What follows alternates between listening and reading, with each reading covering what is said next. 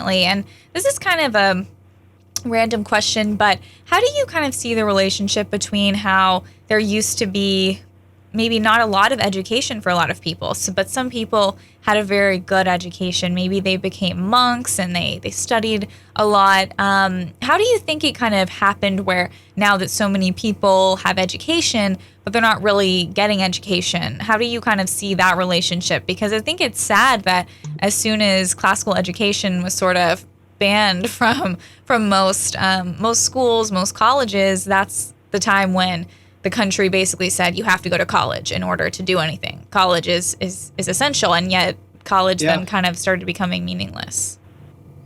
Yeah, so this is a fact that blew my mind. It's just thinking generationally about what's happened in American education. The group that does the worst in terms of the U.S. citizenship test, 81% of people under 45 cannot pass the U.S. citizenship test. This is an NBC poll, right?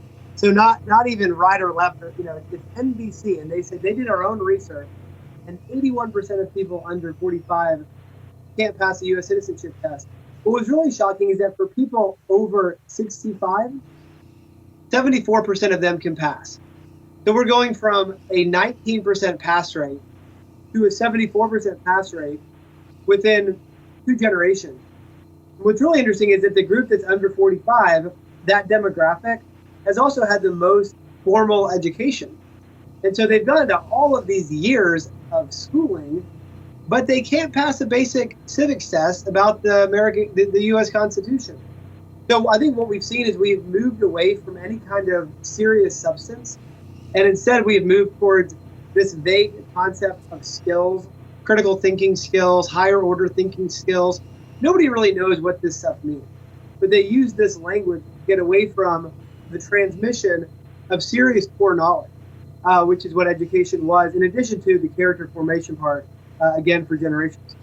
Definitely. No, I mean, character formation, I feel like it's pretty much the opposite as far as education, because you almost feel like you have to be against your teachers or what you're being taught. Obviously not against them, but against maybe the views that are being taught, because oftentimes they don't tell you what the right thing to do is. They don't really even talk about a lot of classical education anymore.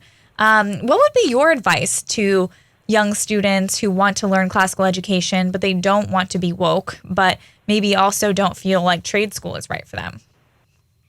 Yeah, there's an incredible renaissance happening right now. I mean, I think CLT, my movement, my work in terms of an alternative to the SAT and ACT, I think it's a small part of a much larger movement. I mean, look at the growth of homeschooling. And we've gone from 13,000 homeschoolers back in the early 70s to now over 5 million in a period of 50 years. Explosive growth, and it's across demographics. I mean, we've seen a 5x growth of Black families homeschooling. We've seen a 3x growth of Hispanic families.